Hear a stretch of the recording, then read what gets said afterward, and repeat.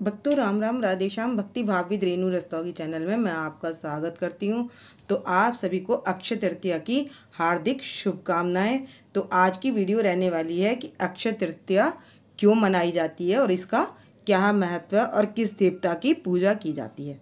तो इस अक्षय तृतीया जो है पूर्ण तिथि कहलाती है, बहुत बड़ी पुण्य तिथि होती है। अब पूर्ण तिथि किस लिए कहलाती है? तो इसमें क्या है, ऋषि मुनियों ने जो जप तप की सिद्धि प्राप्त हुई है तो वो भी क्या है, इसी दिन प्राप्त हुई है। तो इसलिए ये बनी है पुण्य तिथि। तो इसमें परशुराम जी का जन्म भी इसी दिन हुआ है और हयग्रीव का जन्म भी इसी दिन हुआ है। और युगों में जो त्रेता युग है वो भी इसी दिन से प्रारंभ हुआ है। तो यानी कि ये सब तिथियों में मेन तिथि होती है, बड़ी पुण्य देने वाली तिथि होती है। और इसमें किया गया जप तप दान पुण्य क्या होता, अक्षय होता है। अगर हम एक माला करते हैं तो हमें कितनी माला का, 100 माला का फल प्राप्त होता है। तो उस दिन हमें सुबह सुबह सबसे पहले क्या करना है, सबसे पहले हमें शौच आदि स्नान आदि करके स्नान हमें करना है गंगा जल में। अगर आपके घर के पास कोई नदी पड़ती है तो ठीक है, और यदि आपके पास घर के पास नदी नहीं पड़ती तो आप कर सकते हैं गंगा जल डालकर स्नान। आपके पास हरिद्वार का हो, कोई भी तीर्थ का, जैसे गंगोत्री का हो या ऐसे भी तीर्थ का कोई जल हो, तो आप अपनी बाल्टी में जल, उस गंगा जल को डालें और वस्त्र पहनकर नहाएं। क्योंकि अगर वस्त्र पहन आप गंगा जल बाल्टी में डालते हैं और वस्त्र पहन के नहीं नहाते हैं तो आपको वरुण देवता का अपमान का अपराध सहना पड़ता है। तो इसलिए आपको जब भी गंगा जल से नहाएं, आप शुद्धिकरण करें तो वस्त्र पहनकर नहाएं। चाहे आप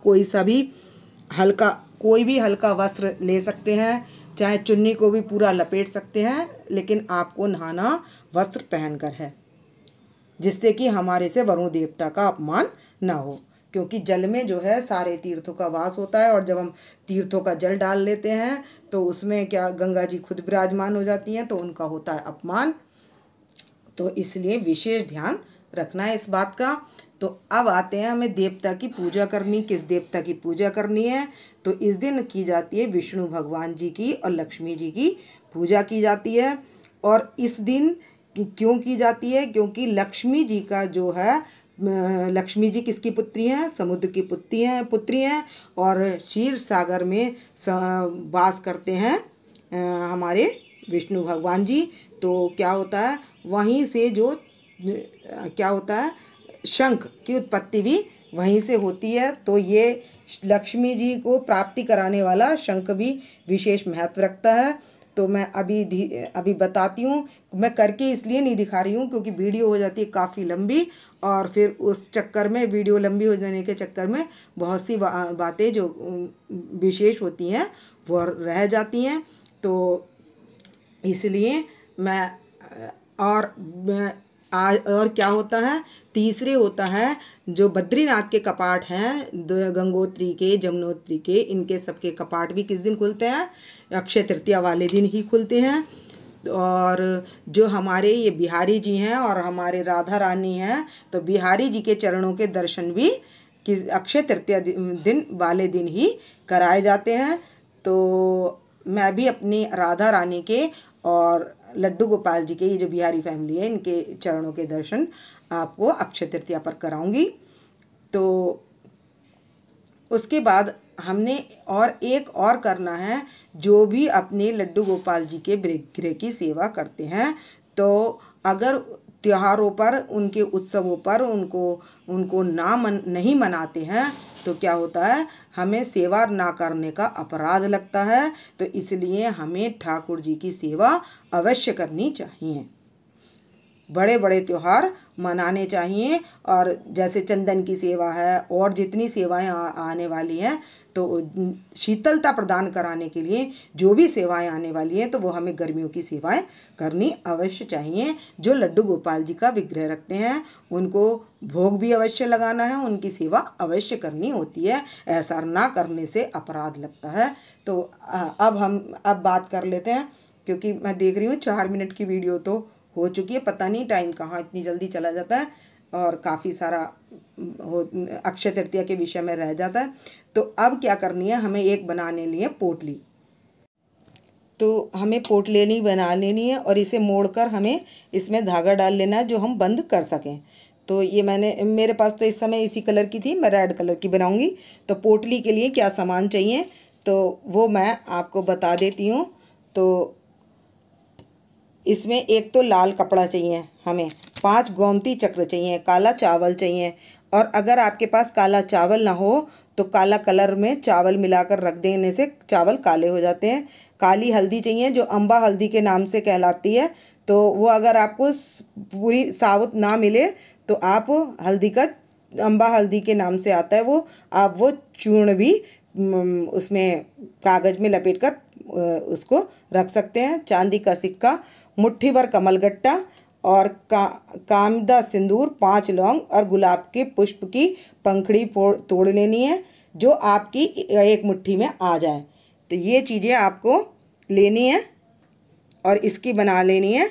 ये लाल कलर की पोटली में रख लेनी है और इसको सुबह पूजा में रखना है हमने, जिस दिन अक्षय तृतीया है। और उसको फिर पूजा करने के बाद इससे हम धूप दीप दिखाएंगे, रोली का छींटा लगाएंगे और इसको जो है खुला छोड़ देंगे। और शाम होने पर इस पोटली को थोड़ा सा बंद कर देंगे, बाकी थोड़ा सा हिस्सा ज़रूर खुला रहने देंगे और इसको रोज़ धूप दीप देते रहेंगे तो लक्ष्मी जी की कृपा बनी रहती है। और इसके साथ साथ हमें क्या करनी है, इस पोटली को जब हम सुबह बनाकर रखेंगे तो हमें करनी है लक्ष्मी जी के मंत्र की जाप। तो हम कर सकते हैं 3 माला, ओम ह्रीं श्रीं ह्रीं महालक्ष्म्याय नमः। ये हमें करनी है 3 माला। तो कम से कम 3 माला तो अवश्य करें। और 1 माला का मैं बता चुकी हूँ, 1 माला का फल कितना होता है, 1 माला का फल 100 माला के बराबर होता है। अब क्या करते हैं, आइए अब करेंगे हम दक्षिणावर्ती शंख की पूजा। तो हमने क्या करना है, ये जो दक्षिणावर्ती शंख है आपका, तो ये नोक वाला हिस्सा तो रखना है, ये वाला हिस्सा विष्णु भगवान जी की तरफ रखना है और ये वाला हिस्सा हमने इधर ऊपर वाला हिस्सा, ये चौड़ा हिस्सा ये ऊपर आकाश की तरफ, और इधर ये वाला हिस्सा जो हमें दिख रहा है ये अपनी तरफ रखना होता है। और इसको क्या करेंगे, हम स्वच्छ जल से धो लेंगे और इसमें डालेंगे हम कच्चा दूध और कुशा। तो आप मार्केट में सूखी कुशा आती है वो ले। तो ये है कुशा जो पवित्रीकरण के लिए भी होती है और जल छिड़कने के लिए होती है, और या सूतक पातक में भी हम इस कुशा को रख सकते हैं।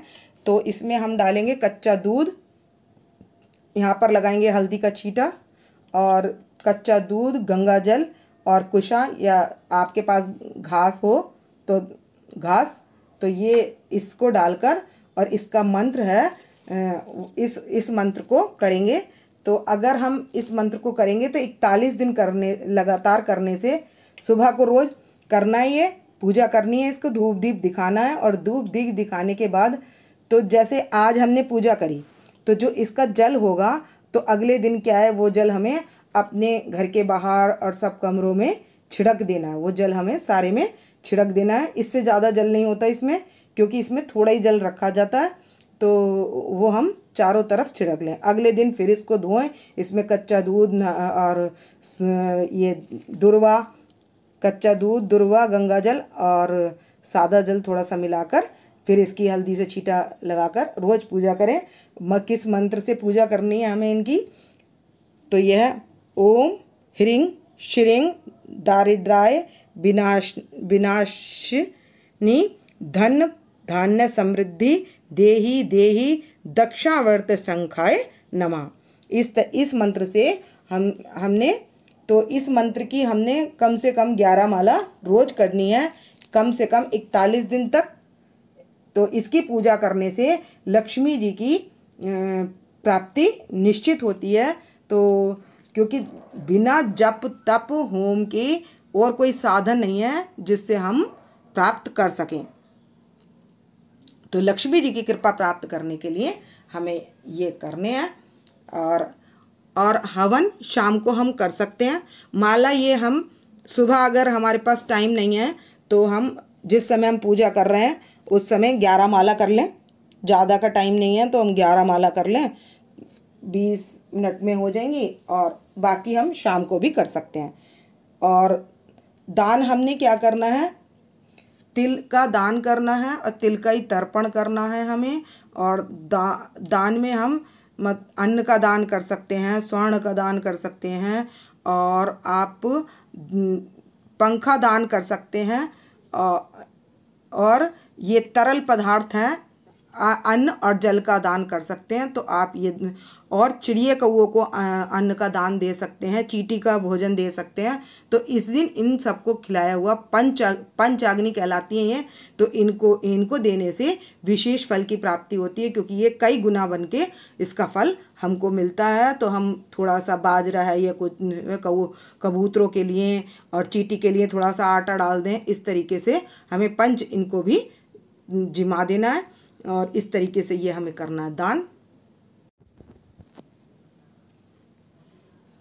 तो हमने करना है हवन। तो हम शाम को हवन कर सकते हैं, ओम नमो भगवते वासुदेवाय के मंत्र से भी कर सकते हैं। अब वो 101 वार से भी दे सकते हैं, 108 नाम लेकर भी कर सकते हैं, वो आपका भाव है। तो क्योंकि ओम नमो भगवते वासुदेवाय सबसे छोटा मंत्र है और विशेष फल देने वाला है, तो आप इस मंत्र से हवन कर सकते हैं। और आपको कोई मंत्र नहीं आता तो ओम भूर्भुवः स्वाहा, इससे भी 51, 101 जो भी आप आहुति देना चाहते हैं वो दे सकते हैं, उससे हवन कर सकते हैं। उसका इसका भी बहुत पुण्य मिलता है। और हमने करना है तुलसी का, क्योंकि भगवान को तुलसी बहुत प्रिय है।